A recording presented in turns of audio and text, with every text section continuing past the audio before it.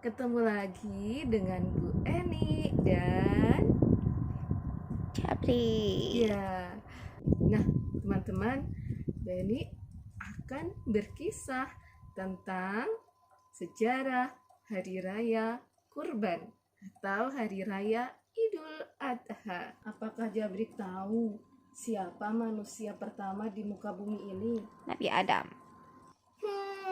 Hebat, temannya Bu Eni ternyata pintar, teman-teman. Tentu yang di rumah juga tahu kan? Ya, betul. Sejak Nabi Adam alaihissalam, Nabi Adam punya anak 4. 2 diantaranya laki-laki, namanya Habil dan Qabil.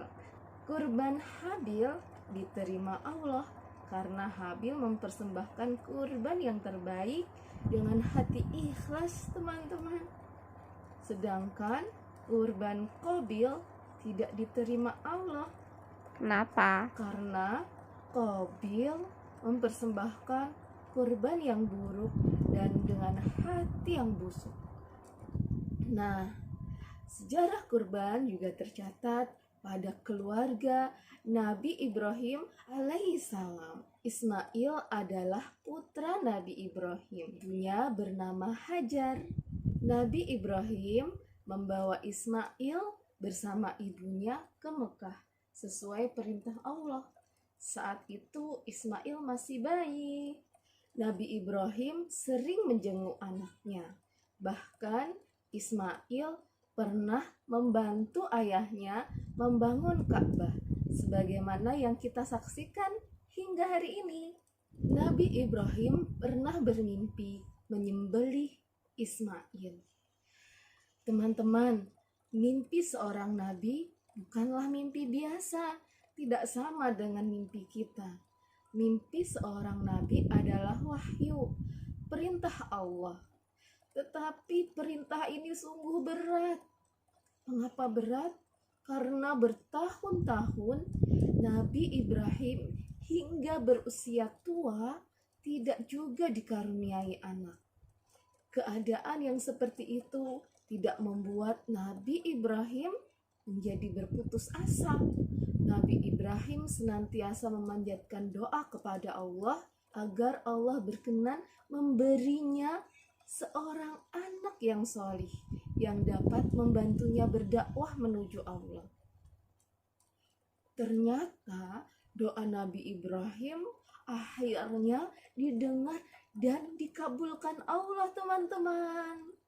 Nah, teman-teman yang di rumah, jika ingin sesuatu, berdoalah kepada Allah dan jangan berputus asa ya. Terus berdoa.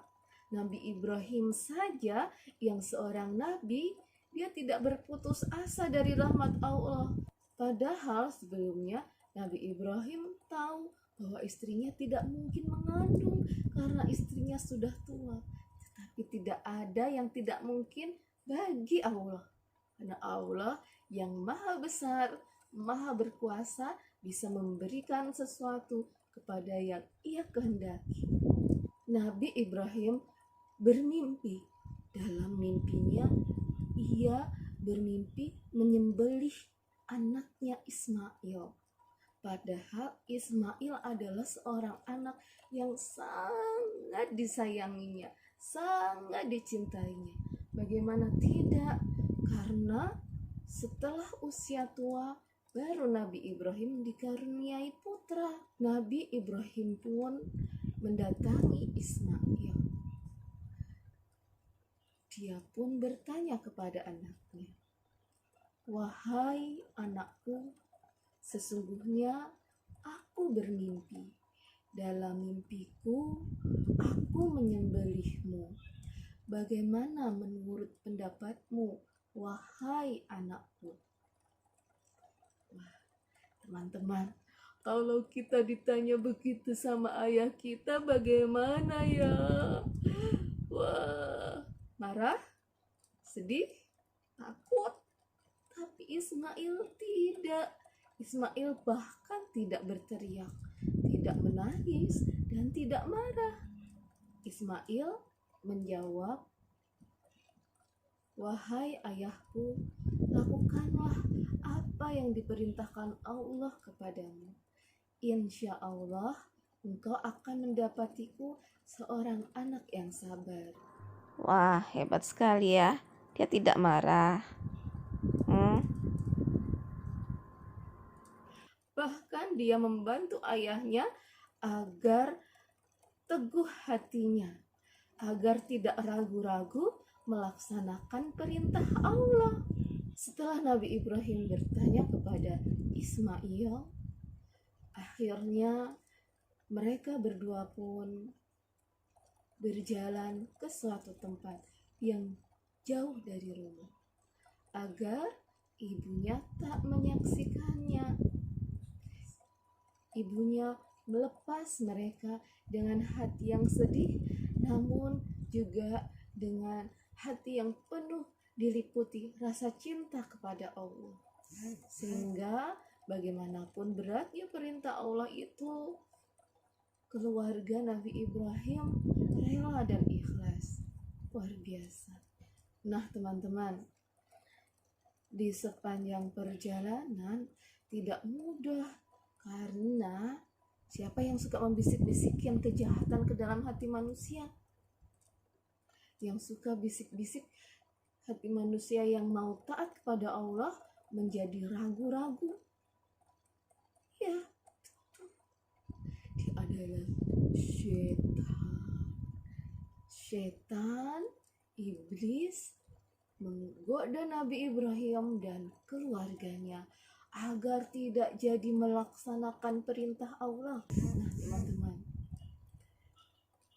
yang pertama, setan menjelma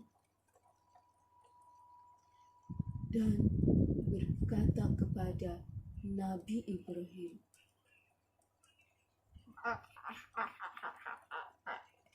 "Wahai Ibrahim, apakah engkau sudah tidak waras?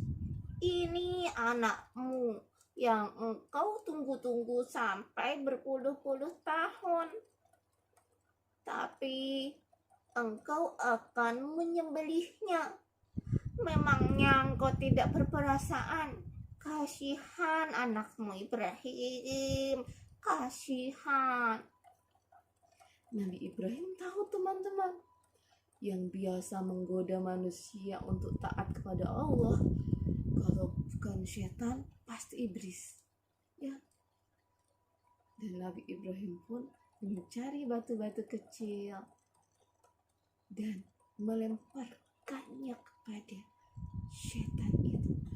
Bismillahi Allahu Akbar. Kenapa Jabri? Takut. Kan yang dilempar sana. Bismillahi Allahu Akbar. Sana yang dilempar. Jadi kan bukan setan, tak perlu takut dan tak perlu kaget. Bismillahi Allahu Akbar. Sampai 7 kali teman-teman. Dan setan pun menghilang lenyap. Nah teman-teman, makanya ketika kita hendak melakukan sesuatu harus membaca Bismillahirrahmanirrahim agar tidak diganggu setan. Yang kedua, setan dan iblis mulai menggoda istri Nabi Ibrahim. Karena dia merasa gagal menggoda Nabi Ibrahim, pergilah ia ke tempat istri Nabi Ibrahim.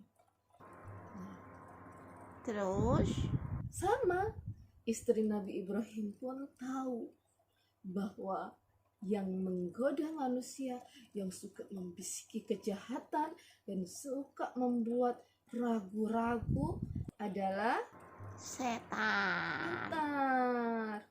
Setan dan iblis. Hajar pun sama dengan Nabi Ibrahim teman-teman, mengambil batu dan melemparkannya seraya berkata, Bismillahi Allahu Akbar. Jangan sana. Bismillahi Allahu Akbar. Allahu Akbar. Allahu Akbar. sampai 7 kali. Akhirnya setan dan iblis pun kabur dan menghilang. Karena baca bismillah ya. Nah, tapi tidak sampai di situ saja teman-teman. Iblis dan syaitan juga tidak berputus asa untuk menggoda manusia agar ingkar dan tidak taat kepada perintah Allah. Menyesatkan. Iblis dan syaitan pun akhirnya menggoda Ismail, anaknya Nabi Ibrahim. Dibisik-bisikinnya hatinya.